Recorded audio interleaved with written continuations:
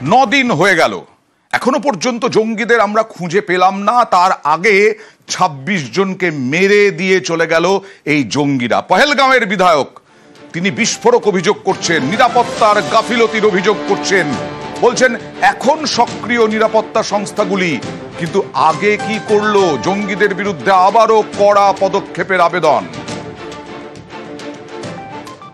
कई सारे issues NIA के हवाले किए जाते हैं। जो ये 22 रन वाला वाक़ा हुआ, आज के डेट में there was no forces, somewhere किसी जगह स्किप हुआ है, लेकिन आइंदा मुझे लग रहा है कि security forces will take care of it. ऐसा भी नहीं है कि Jammu Kashmir is militancy free. Already government के आंकड़े हैं कि 150 के आसपास एक्टिव है। So we have to keep a bird's eye on them. क्यों एजेंसीज को नहीं पता चला, क्यों उनको नहीं पता चला? It was a eye opener for the security forces as well as for the locals. अगर सिक्योरिटी मीटिंग से रिव्यू कर रहे हैं, उसमें एडमिनिस्ट्रेशन सीएम साहब को ऑन बोर्ड लेना था, जो कि लैप्स हुआ। क्यों नहीं लिया? Best reason known to them. আর এই আক্রমণ, এই জঙ্গিহানা, এই নিরপরাধ মানুষকে প্রাণে মারা, এর জন্য আরো প্ল্যান ছিল, বিরাট চক্রান্ত ছিল জঙ্গিদের। বিস্ফোরক তদন্তে উঠে এলো তথ্য। প্ল্যানিং থেকে অপারেশন, নাশকতার জন্য জঙ্গিদের দেওয়া হয়েছিল বিশেষ ম্যানুয়াল। সেটা কি দেখুন।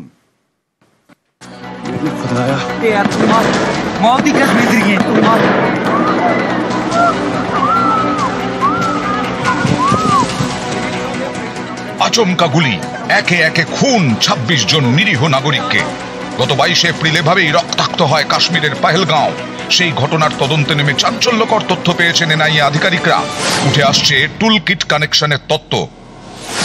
তদন্তকারীদের হাতে এসেছে জঙ্গিদের ম্যানুয়াল। এনআইএ জানতে পেরেছে পহেলগাঁও হামলায় ডেড ড্রপ পলিসি মেনে নিজেদের মধ্যে যোগাযোগ রাখে জঙ্গিরা, তারপর হামলা চালায় জঙ্গিরা। ডেড ড্রপ পলিসিতে দুই জঙ্গি একে অপরকে না চিনেই তথ্য অস্ত্র আদান প্রদান করে। তথ্য বা অস্ত্র আদান প্রদানের জন্য বেছে নেওয়া হয় নিরিবিলি জায়গা। সরকারি অফিসের ধারে কাছে এই কাজ করা যাবে না। পার্ক বা কবরস্থান এই কাজের জন্য আদর্শ জায়গা। একজন অস্ত্র বা চিঠি রেখে যাবে, সময় বুঝে আরেকজন তা নিয়ে নেবে। সিকিউরড অ্যাপের মাধ্যমে জঙ্গিদের বলে দেওয়া হয় কখন কি করতে হবে। তার আগে পর্যন্ত পর্যটকদের ভিড়ে মিশে থাকবে জঙ্গিরা। নির্দেশ পেলেই চলে যাবে নিরিবিলি জায়গায়, সেখানেই হবে তথ্য বা অস্ত্র দেওয়া নেওয়া। এখানেই শেষ নয়, জঙ্গি ম্যানুয়ালে নানা সংকেতের কথাও রয়েছে। সিকিউরড অ্যাপে 4টি সংকেত ব্যবহার করে জঙ্গিরা। বিজি অর্থাৎ অস্ত্র বা তথ্য দেওয়া নেওয়া এখন সম্ভব নয়।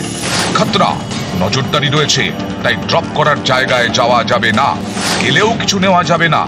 ড্রপ অর্থাৎ চিঠি বা অস্ত্র ঠিক জায়গায় রাখা আছে। পিকড আপ তথ্য বা অস্ত্র সফলভাবে নেওয়া হয়েছে। পহেলগাঁওতে এভাবেই অস্ত্র জোগাড় করে জঙ্গিরা, তারপর বৈসারানে হত্যা লীলা। গ্রামবাসীদের কেউ কেউ জঙ্গিদের সাহায্য করে। এদের বলা হয় ওভারগ্রাউন্ড ওয়ার্কার বা OGW। মঙ্গলবার বান্দিপোরা থেকে এরকমই 3 OGW কে গ্রেফতার করে যৌথ বাহিনী। শাহজাদ আহমেদ, দানিশ আহমেদ এবং আখের ইকবাল 3 জনই লস্করের হয়ে কাজ করে। ধৃতদের থেকে উদ্ধার হয়েছে আগ্নেয়াস্ত্র। এই OGWদের ওপর কড়া নজর রয়েছে এনআইএ। 2000-এর বেশি সন্দেহভাজন OGWকে জিজ্ঞাসাবাদ করা হয়েছে। এর মধ্যে 15 জন রয়েছে কড়া নজরদারিতে।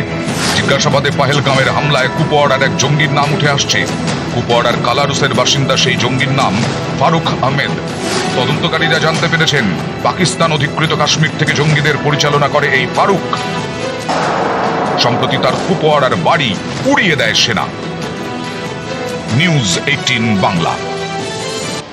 সীমান্ত বন্ধ, সিন্ধু জল চুক্তি স্থগিত, কূটনৈতিক আক্রমণ, এই সব মিলিয়ে এখন থরহরিকম্প পাকিস্তান।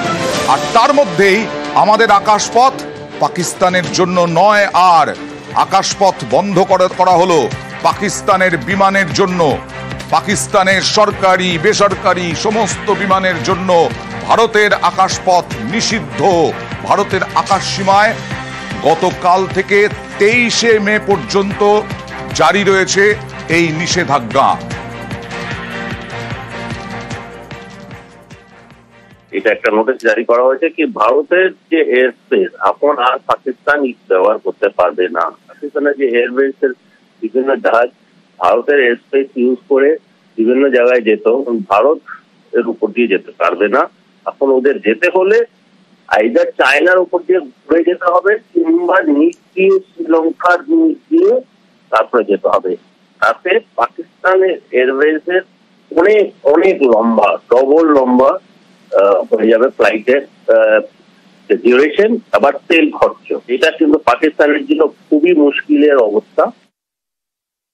যে ধরনের পলিসিস একে অপরের দিকে আমরা ছুঁড়ে দিচ্ছি, তাতে এটা খুব আশ্চর্যজনক নয় যে ভারত ও পাকিস্তানের বিমান চলাচলের ক্ষেত্রে এই ধরনের নিষিদ্ধকারী নীতি গ্রহণ করবে। নিরাপত্তার দিক থেকে এবং কূটনৈতিক প্রত্যাঘাত হিসেবেও কিন্তু এই জায়গাটাকে দেখা যেতে পারে, এবং ক্রমান্বয়ে যে টেনশন বাড়ছে, পরিস্থিতি অত্যন্ত সংকটজনক এবং আমাদেরকে আসন্ন কিছুদিন খুব দেখতে হবে যেভাবে আমাদের সরকার কি কি সিদ্ধান্ত নিচ্ছে। পারস্পরিক ঘাত প্রত্যাঘাতের মাধ্যমে বোঝাই যাচ্ছে যে এই পরিস্থিতি আরো বেশি চ্যালেঞ্জিং হতে চলেছে আসন্ন কিছুদিন।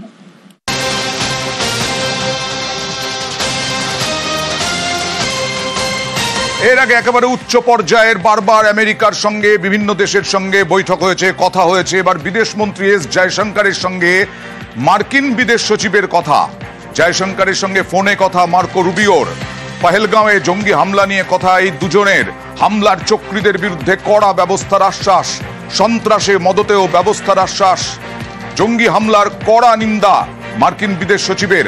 আলোচনা নিয়ে এক্স হ্যান্ডেলে পোস্ট বিদেশমন্ত্রী এস জয়শঙ্করের।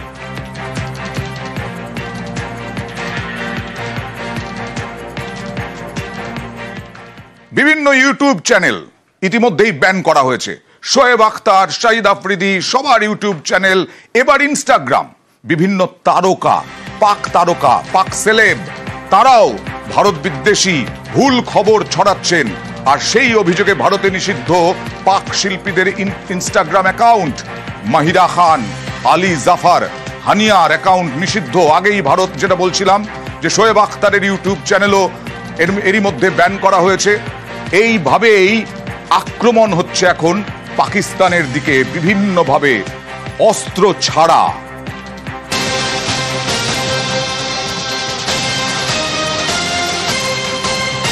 শুধু ইউটিউব চ্যানেল ব্যান নয়, পাক সেনার ইউটিউব হ্যান্ডেল ব্যান।